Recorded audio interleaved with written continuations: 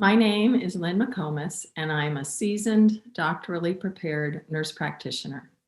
There's a lot of discussions out there these days about collaboration amongst NPs, PAs, and physicians. And collaboration is something we can all agree is important regarding patient care.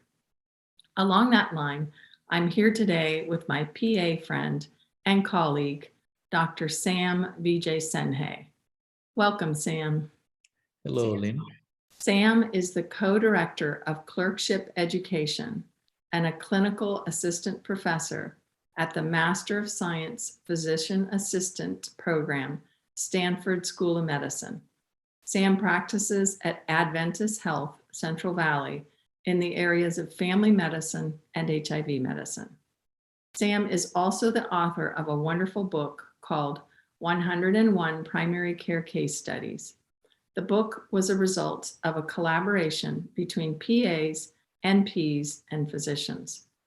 I was one of the NP contributors to this book, and that is how I came to know Sam. It was such a privilege to contribute to this book because in my over 2 decades of experience, most of my clinical practice was in fact in primary care. So I'm excited to be able to talk to you about the book and about collaboration amongst clinical providers. So let me ask you, Sam, what inspired you for the idea of compiling case studies from an interprofessional team of PAs, NPs, and physicians? It's a great idea. First of all, thank you, Dr. McComas, for the opportunity. I really appreciate that you are giving me this opportunity to talk about 101 primary care case studies. What inspired me, I think, as you know, primary care physician shortage is very clear in this country. When you look at the projections, that problem will continue to grow. And then when you look at the PAs and NPs, they are the one filling the gap. And without PAs and NPs, there is no way that US healthcare system can function. So when you look at the NP population, if I remember my numbers correctly,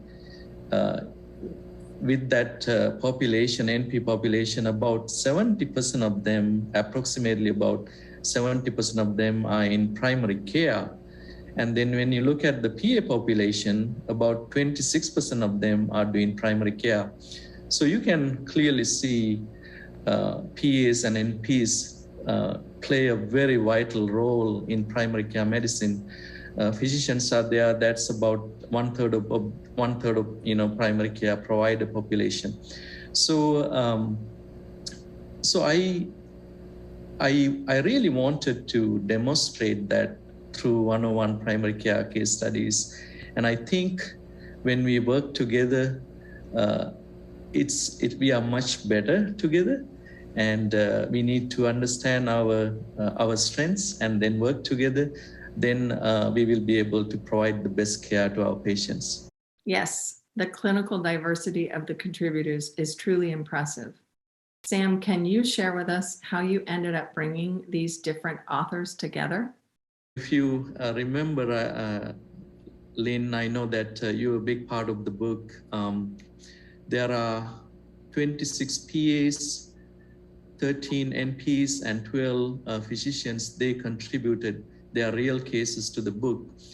So I have been in medical field for like 11 years. So there are 3 ways that I reach out to people, clinicians. One was, I have quite a bit large network as a PA that I mingle with, that can be NPs, PAs, and physicians. So I reach out to them, my network, and I told them about my vision and my passion, that I really wanted to promote bedside skills, clinical skills, and also interprofessional collaboration. And then I asked them to join me with this book. And then most of them did. And then I asked them whether they have any recommendation about some other clinicians that they know, and then they recommended some clinicians. So I reach out to them and I ask them to be contributors. And then in addition to that last way that I reach out, I wanted to do a national search, and then I wanted to see people who have done contribution to medical education. And then that's how I found you. You probably remember, our first phone call. I emailed you, and then you said, I rather talk to you over the phone than I remember having a phone call with you. And so then, I know that through your preceptor link, you have done a remarkable contribution to medical education, particularly for NP education. So because you have done such a remarkable job in your field, I wanted to reach out to you, and that's how I found you. So that's how I recruited all the contributors for the book. I do remember that phone call and that first meeting. You talk about physician assistants, physicians, and nurse practitioners continuing to support and learn from each other. Can you expand on this a little? Yeah, certainly. I have been working very closely with NPs, physicians, and PAs, and there are times that when I take care of a patient, I ask their recommendation and advice, and they have done the same with me. And sometimes I have given them my recommendation and advice.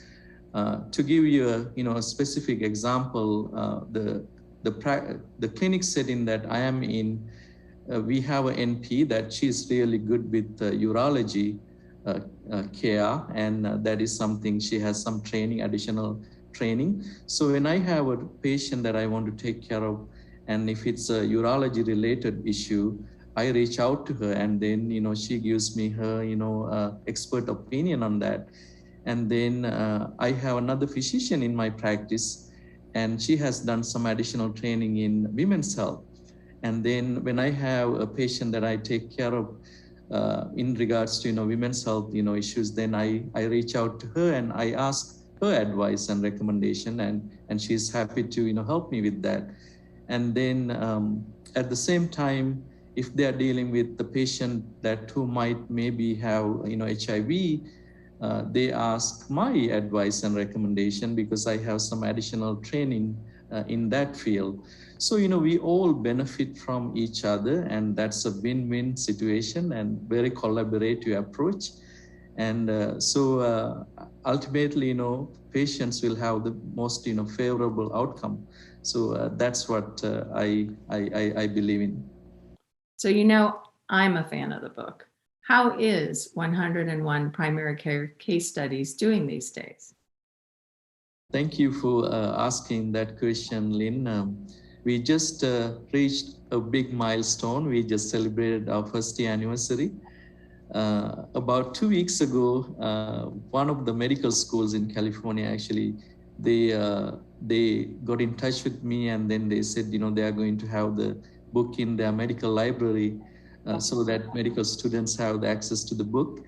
And then I know a number of NP programs and PA programs already have adopted the book in their medical education, during their didactic and also clinical education, phases. And so the book is, and then some of them are considering to adopt, and so the book is doing really well. And thank you for asking.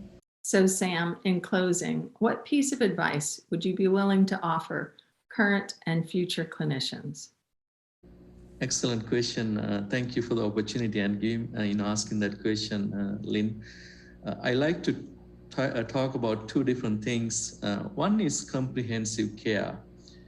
As a clinician, I believe in comprehensive care. So comprehensive care includes, two parts. One is, evidence-based medicine, and the other one is art of medicine, also known as, compassionate care. So when we take care of a patient, it is very important that we provide comprehensive care, meaning both evidence-based medicine as well as art of medicine, compassionate care. If we practice through only evidence-based medicine, we might cure a patient, but if we have both evidence-based medicine and compassionate care, we will be able to heal a patient. I think there is a difference between the two. And I encourage current clinicians and also future clinicians to keep that in mind and provide comprehensive care to their patients. And the last thing that I want to touch on is again, interprofessional collaboration. I recently read an article from Green and Johnson, which was published in 2015. They concluded that it takes a much more than a single practitioner or paradigm to solve the vital healthcare issues confronting humanity. So to recognize the benefits of interprofessional collaboration, we must understand each other's training and also scope of practice and also different specialized skill set, and then learn to value them and nurture the differences among us. So with that said, Lynn, I know you do exactly that, and that's why we are talking to each other, and that's why we are doing this together. And I appreciate you and also all the NPs, PAs, and physicians who believe in that. Thank you so much for your time today and for your contributions to patient care and clinical practice, Sam. It's been a sincere pleasure working with you.